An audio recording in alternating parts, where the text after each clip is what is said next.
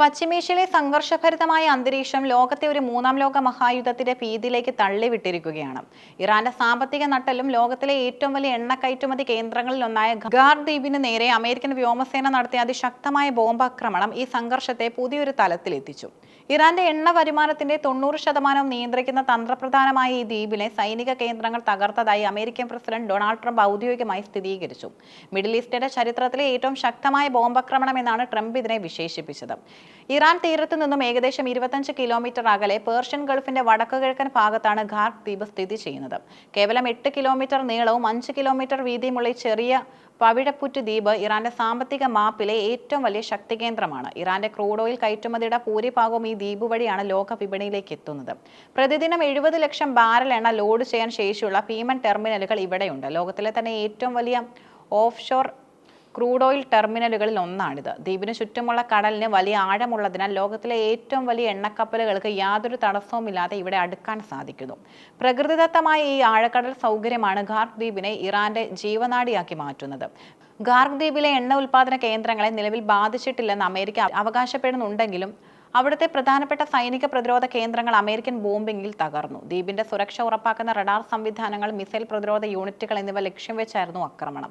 തന്റെ social media പ്ലാറ്റ്ഫോമായ truth സോഷ്യലിലൂടെ Trump നൽകിയ മുന്നറിയിപ്പ് ലോകത്തെ ആശങ്കയിലാക്കുന്നു. ലോകത്തെ എണ്ണ വ്യാപാരത്തിന്റെ പ്രധാന പാതയായ ഹോർമുസ് കടലിടുക്കിലൂടെയുള്ള കപ്പൽ സഞ്ചാരം തടസ്സപ്പെടുത്താൻ ഇറാൻ ശ്രമിച്ചാൽ അടുത്ത ഘട്ടത്തിൽ ഇറാന്റെ എണ്ണപ്പാടങ്ങളും റിഫൈനറികളും നേരിട്ട് തകർക്കുമെന്ന് ട്രംപ് വ്യക്തമാക്കി. സൈനിക നീക്കത്തിനൊപ്പം ഇറാന്റെ രാഷ്ട്രീയ നേതൃത്വത്തെയും അമേരിക്ക ലക്ഷ്യം വെക്കുന്നു.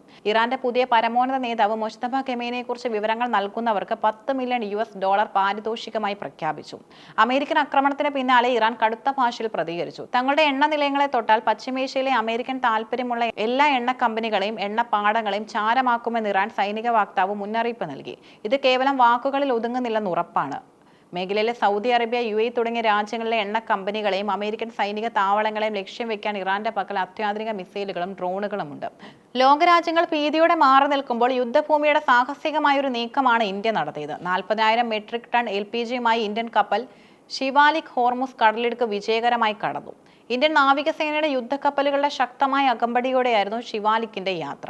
ഇന്ത്യയിലെ എണ്ണക്ഷാമം പരിഹരിക്കാൻ ഈ ദൗത്യം അനിവാര്യമായിരുന്നു. ഇന്ത്യ ഇറാന്റെ വിശ്വസ്ത പങ്കാളിയാണെന്നും ഇന്ത്യൻ കപ്പലുകൾക്ക് ഭീഷണിയില്ലെന്നും ഇന്ത്യയിലെ ഇറാൻ അംബാസിഡർ മുഹമ്മദ് ഫത്താലി വ്യക്തമാക്കിയത് ഇന്ത്യയുടെ നയതന്ത്ര വിജയമായും കാണപ്പെടുന്നു. എങ്കിലും അന്താരാഷ്ട്ര സമ്മർദ്ദങ്ങൾക്കിടയിൽ ഈ ബന്ധം എത്രത്തോളം മുന്നോട്ട് പോകുമെന്നും കണ്ടറിയണം. ഖാർ ദ്വീപിന്റെ ഭൂപ്രകൃതി ഒരു ശത്രു രാജ്യത്തെ സംബന്ധിച്ചിടത്തോളം കീഴ്പ്പെടുത്താൻ എളുപ്പമുള്ളതല്ല. കടുപ്പമേറിയ പാറകളും പവിഴപ്പുറ്റുകളും നിറഞ്ഞതാണ് ഈ ദ്വീപിന്റെ അടിത്തറ. സമുദ്രനിരപ്പിൽ നിന്നും അല്പം ഉയർന്ന നിലയിലുള്ള ഇതിന്റെ ഭൂപ്രകൃതി ശക്തമായ തിരമാലകളിൽ നിന്നും പ്രകൃതിക്ഷോഭങ്ങളിൽ നിന്നും സ്വാഭാവിക സംരക്ഷണം നൽകുന്നു. ലക്ഷക്കണക്കിന് വർഷങ്ങൾ കൊണ്ട് രൂപപ്പെട്ട ഈ പവിഴ ശേഖരങ്ങൾക്ക് മുകളിലാണ് ഇറാന്റെ എണ്ണ സംഭരണ ടാങ്കുകളും പൈപ്പ് ലൈൻ ശൃംഖലകളും സ്ഥിതി ചെയ്യുന്നത്. ഈ പ്രത്യേകതകൾ കാരണമാണ് ഇറാൻ തങ്ങളുടെ എണ്ണ കയറ്റുമതിയുടെ കേന്ദ്രമായി ദ്വീപിനെ മാറ്റിയത്. ഖാർ ദ്വീപിന് നേരെയുള്ള ആക്രമണം ആഗോള സമ്പദ് വ്യവസ്ഥയെ വലിയൊരു മാന്ദ്യത്തിലേക്ക് നയിക്കാനുള്ള സാധ്യതയുമുണ്ട്.